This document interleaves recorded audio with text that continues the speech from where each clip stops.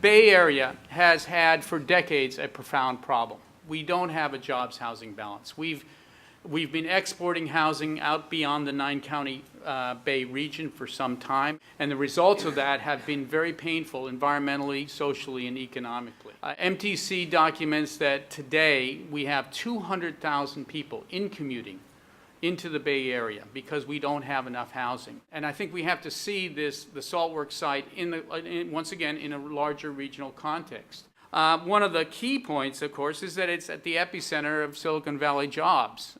There's over 300,000 jobs within 10 miles.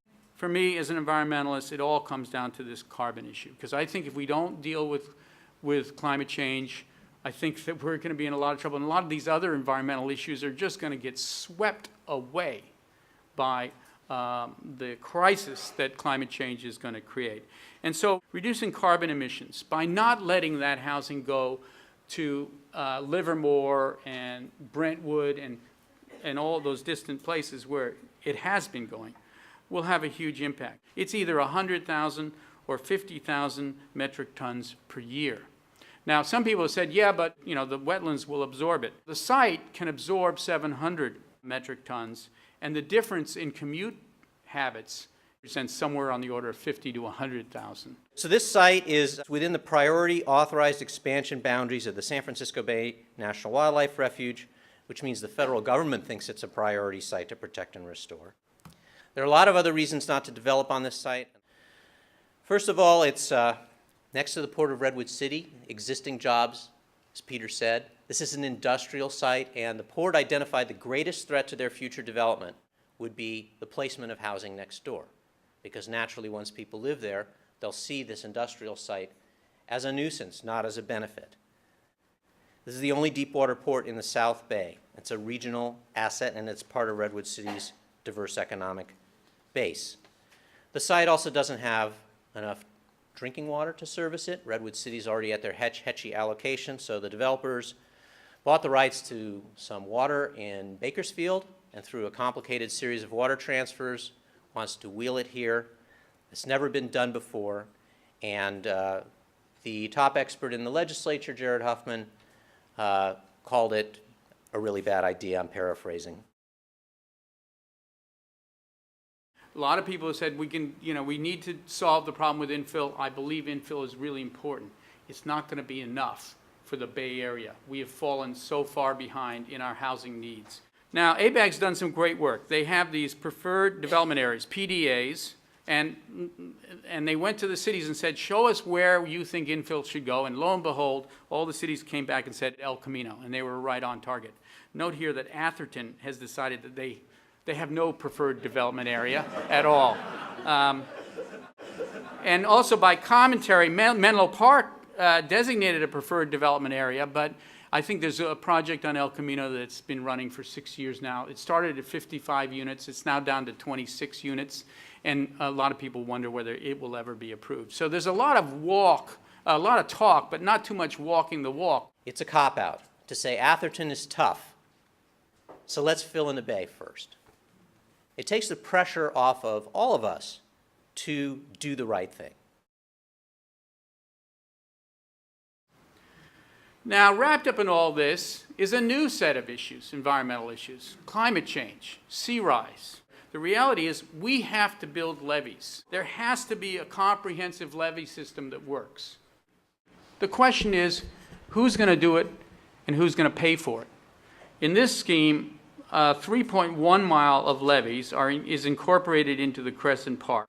Now, the development is willing to take this backside of 3.7 miles and take the cost of that and actually invest it into what should be a comprehensive levee system that protects all of the Redwood City area, not just this particular project. So there's a lot of money that can be used to enhance protection throughout the area. 2 years ago, under Governor Schwarzenegger, it adopted a climate adaptation strategy. The simple version of what this says on sea level rise is don't put more people at risk. Do protect and restore habitat. It says, well, I think you can read what it says, and that's not a direct quote, it's a summary. But it's not the law of the land. It's not the regulations of agencies, it's the state's strategy, but the strategy says this should be what agencies are doing. The state should not be subsidizing, putting more people at risk, and it should be trying very hard to protect those few places where we can protect and restore important habitat that's at risk of sea level rise. Cargill had, in 1960, had 41,000 acres of salt ponds. They have now transferred 37,000 of those 41,000. We're here tonight to argue about plus or minus another 700 acres. But the real issue, in my mind, is that the cost to restore those 37,000 salt ponds that have already been transferred has been estimated at $1.5 billion. And it's unclear where those dollars are going to come from.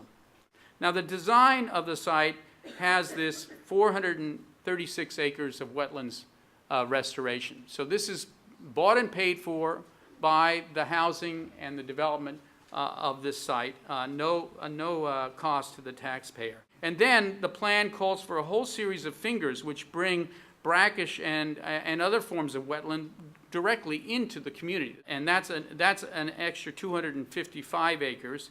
There are those who stand up for economic issues of frugality. The fact that this project will pay for levees, will pay for parks, will pay for wetland restoration, will pay for transit extensions, will pay for schools is a big plus. You know, developers always say, we'll make the bay better for you, but you got to let us destroy a little part of it first. That's the only way you're going to be able to afford it. There's plenty of historical evidence to demonstrate that that's not the case. The best example is right next door to this site at Bear Island. Bear Island in Redwood City, you can see the port of Redwood City on the bottom of this photo, and the Cargill site is just on the other side. Bear Island was proposed for development several times. Redwood City approved development on the site, and in the late 80s, the citizens of Redwood City overturned that decision on a referendum. And the developer eventually became a willing seller.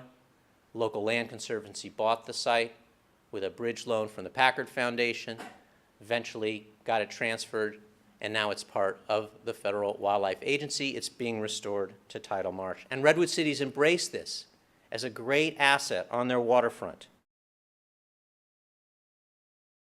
This kind of project represents this, I think, very important debate we all have to have, which is there are many different value systems that come into play here.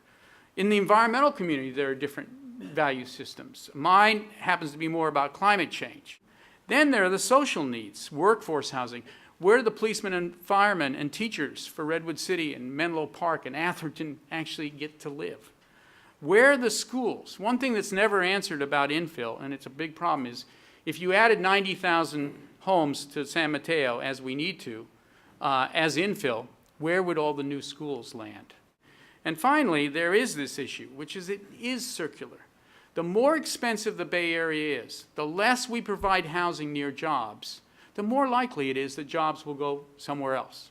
Now, many people, they say, fine, good, we can have no growth. But I don't think that's actually a sentiment that would be shared by a majority of the people. And this is where I'll stop.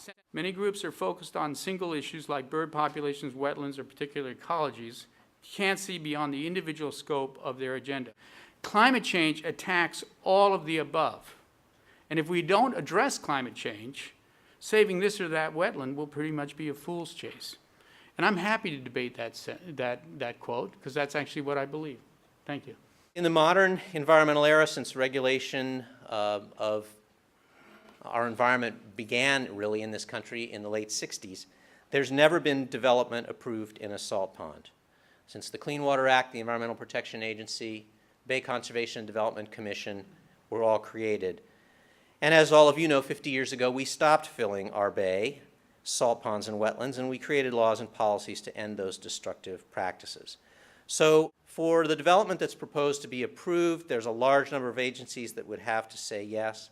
And what these agencies are already saying is, these are legally waters of the United States. These are critically important aquatic resources.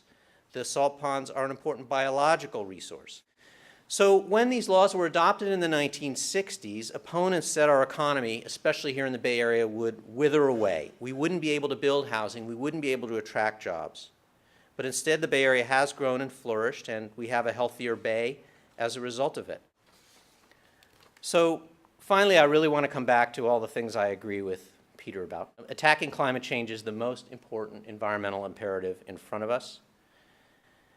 And the best way we can do that here in the Bay Area is to acknowledge that even if we reduce greenhouse gas emissions as aggressively as we want to, they're causing climate change already. And that climate change makes additional development on undeveloped parcels at sea level the most dangerous, highest risk, costliest place to build. We build bridges and buildings and other things with a 50-year life expectancy. We shouldn't site cities someplace that they can only be for a few decades.